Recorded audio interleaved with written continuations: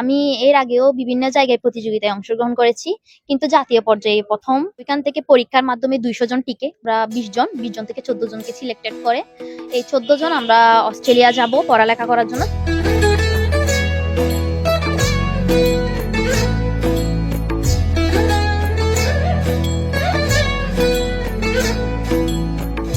কক্সবাজার জেলার মহেশখালী উপজেলার বড় মহেশখালী কৃতি শিক্ষার্থী রাবিয়া জহির সীমা এবার দেশের গণ্ডি পেরিয়ে আন্তর্জাতিক অঙ্গনে দেশের প্রতিনিধিত্ব করতে যাচ্ছে। আগামী ১৯শে জুলাই যুক্তরাষ্ট্রের হার্ভার্ড ইউনিভার্সিটিতে আন্তর্জাতিক ইংলিশ অলিম্পিয়াডে অংশগ্রহণ করবেন তিনি। বিশ্বের প্রায় ৭০টি দেশের প্রতিযোগিতাদের সঙ্গে তিনি এই মেধায় অংশগ্রহণ করবেন। আজকে আমাদের সাথে রয়েছেন ফেনোয়ার বিশেষ আয়োজনে রাবিয়া জহির সীমা, তার সাথে আমরা একটু কথা বলবো। অভিনন্দন আপনাকে, তো দেশের গণ্ডি পেরিয়ে আন্তর্জাতিকভাবে এখন এই যুক্তরাষ্ট্র যাচ্ছেন ইংলিশ অলিম্পিয়াডে, আসলে কেমন লাগছে? আমার অনুভূতি বলার বাহিরে, কারণ আমি সত্যি আনন্দিত যে বাংলাদেশ থেকে বাইরের দেশে অংশগ্রহণ করতে পারতেছি। আমি এর আগেও বিভিন্ন জায়গায় প্রতিযোগিতায় অংশগ্রহণ করেছি, কিন্তু জাতীয় পর্যায়ে প্রথম। আর দেশের বাইরেও এটা আমার প্রথম প্রতিযোগিতা বলে আমি মনে করি, এবং আমি প্রত্যাশা করব আমি যেন জয় ছিনিয়ে আনতে পারি। আলহামদুলিল্লাহ, প্রস্তুতি ভালো। পাশাপাশি আমি এখন একটা কোর্সে অংশগ্রহণ করতেছি ১৫ দিনের জন্য, যেখানে আমাদেরকে ইংলিশটা একদম থ্রুলি এবং এই প্রতিযোগিতার মেইন যেগুলো কারণ সেগুলো আমাদেরকে বুঝিয়ে দেওয়া হবে। বিশ্বের ৭০টি দেশের প্রতিযোগিতার সাথে আপনি অংশগ্রহণ করবেন, আসলে তাদের প্রতিদ্বন্দ্বিতা আপনি কেমন ফিল করবেন? আসলে আমার হয়তো একটু নার্ভাস লাগবে, কারণ ৭০টা দেশের সাথে এবারে ফার্স্ট।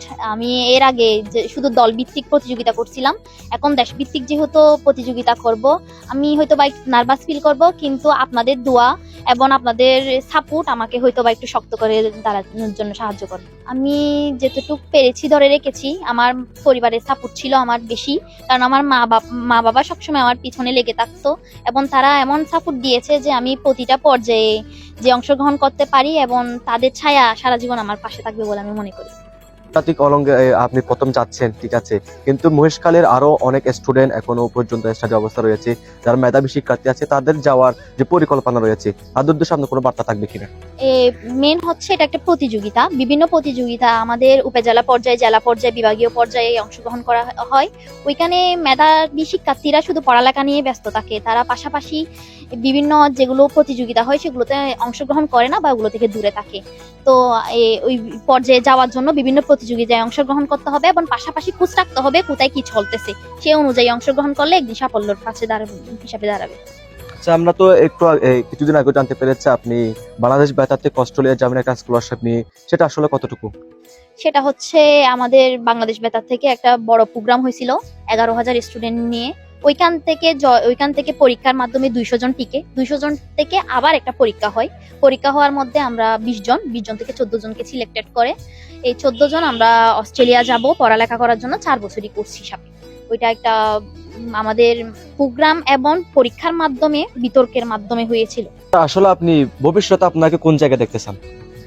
ভবিষ্যতে আমি নিজেকে একটা সাফল্যের দরজায় দাঁড় করাতে চাই, কারণ আমার ইচ্ছা, আমার কোনো ভাই নেই, আমার মা বাবার আমি দ্বিতীয় মেয়ে।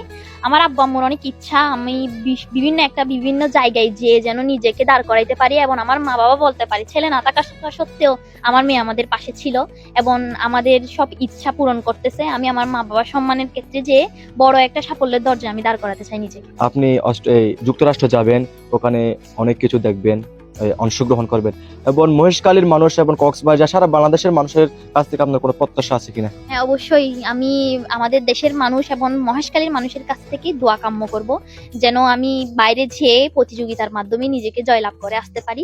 তারা যেন সবসময় আমাকে তাদের মোনাজাতে রাখে। দর্শক, এতক্ষণ আমাদের সাথে ছিলেন হচ্ছে রাবিয়া জহির সীমা। তিনি আগামী ১৯শে জুলাই যুক্তরাষ্ট্র হার্ভার্ড বিশ্ববিদ্যালয়ে আন্তর্জাতিক ইংরেজি অলিম্পিয়াডে তিনি অংশগ্রহণ করবেন, এবং তিনি মহেশখালী, কক্সবাজার এবং বাংলাদেশের প্রতিনিধিত্ব করতে যাচ্ছেন, এবং তিনি সকলের দোয়া চেয়েছেন।